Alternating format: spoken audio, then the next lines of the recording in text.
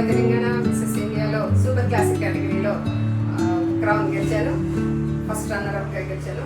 ఈ ప్లాట్ఫామ్ మనందరికీ చాలా ఎంతో అయిపోయింది అనుకునే మహిళలకు ఇది చాలా ఉపయోగంగా ఉంది. మనం అన్ని జీవితంలో కోల్పోయినాము, ఫ్యామిలీ లైఫ్లో పడిపోయినాము అనుకోకుండా ఈ వయసులో కూడా ఇంకా కూడా తప్పులు తెరిచే ఉన్నాయి. మన కోసం ఒక వేదిక ఎదురు చూస్తుంది. అది ఈ మిసెస్ తెలంగాణ వేదిక.